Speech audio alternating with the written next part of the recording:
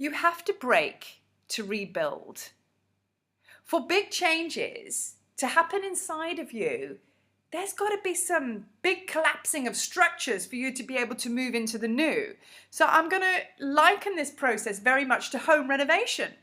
If you want to change a house and you want to really change the structure of it and make it look a little bit different, you've got to knock down a couple of walls.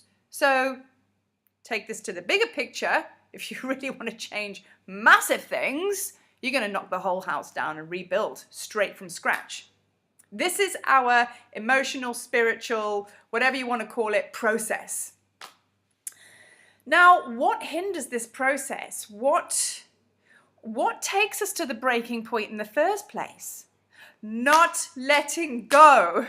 We are so good at holding on to our shit. We really are. We go there kicking and screaming until we get to the point where we just can't hold on any longer. Our knuckles are white, our palms are bleeding because the rope we're holding on to is just causing calluses and cuts.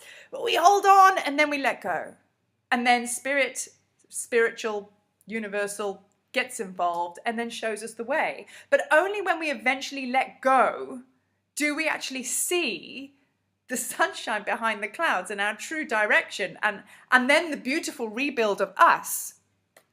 I mean, it's a process that we all go through. I know I go through it.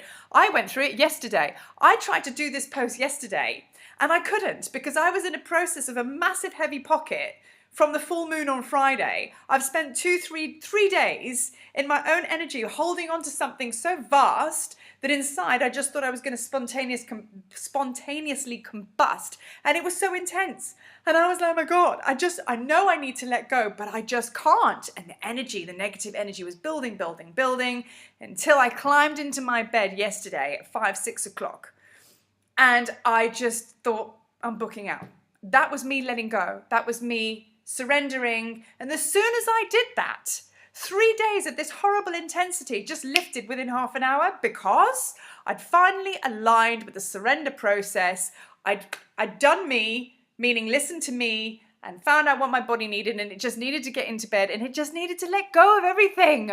Just let go. So I did, but it took me 3 days. So I tried to do this post, as I say, yesterday. There was no plan, hence why I'm talking to you today. You can see and you can feel that things have now moved. So this process, let's talk about this process, about this struggle that we have. Yes, it is a little bit of a negative thing that we hold on so tightly and we have to go through that trauma of eventually letting go and then obviously having the universal intervention. But in a way, there's a beautiful process in that breaking, in that going through the layers of like holding on. Because when you get to that point and you let go, there's a journey in that right there.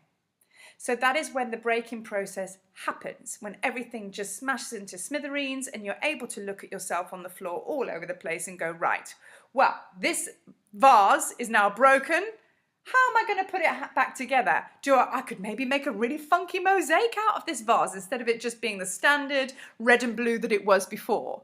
You see what I'm saying? So you get a chance to rebuild and put yourself back together exactly how you want it to be, not how it's always been. So I'm going to use this like to when I was in Peru. This, because all of these tips of the days are to do with Peru and what I found enlightening moments. And for me, walking up the mountain, it happened straight away. My physical body shut down and the emotions were firing, the negative emotions. Everything was to do with failure and not being good enough. I was constantly at the back of the hiking group. Anybody that knows me, I'm an exercise specialist and I think I'm pretty fit. So you can imagine I'm a winner when it comes to fitness. Meanwhile, back at the ranch, I'm at the back of the queue, back of the line, walking up the mountain. Everyone's beating me and I'm holding everyone up. Self-worth issues, huge. Held on. Massive meltdown. In fact, I had 2 massive meltdowns on the mountain, letting out all this emotion going, I'm not good enough, and failure. But as soon as I let it go, my physical body sprung back into action and I was full of energy. But up until that point, I had to go through this breaking process to let it go to get to the good energy, you see. So that was kind of like micro experiences of this process. But the whole trip as a whole, the whole Peru experience was constantly being in a very, very extreme situation, which was traveling with nobody I knew, going into a group and like, oh, I don't know anyone, traveling on my own, lots of plane flights, just being in Peru and the energies that it was bringing to me. I had no one to run to, I had no one to phone, and I had to just deal with my stuff. I held on so tightly. In fact, I think it took me a good week, 10 days until eventually I did let go. And I was literally a ball of snot and tears, crying. And, you know, the walls came down. And when that happened, oh, beautiful things happened to me. And eventually I was able to put myself back together how I wanted to be. So yeah, I had to put myself in a really extreme situation of negativity, for want of a better word, for me to smash that glass. So as much as we in future would want to, I mean, basically the end goal is to not have to go through this trauma to be able to break, to rebuild. When we get more spiritually mature, as it were, and we get a bit better at it, we'll be able to see stuff and have it move through us and then just move on to the end game, which is the sunshine behind the clouds, right? But for now, I just want to clarify that sometimes the journey within that breaking point is quite a special one. So you want to just go through that mindfully and be okay with that. And because the process of that holding on, that's the healing as well. Just as long as eventually you do let go.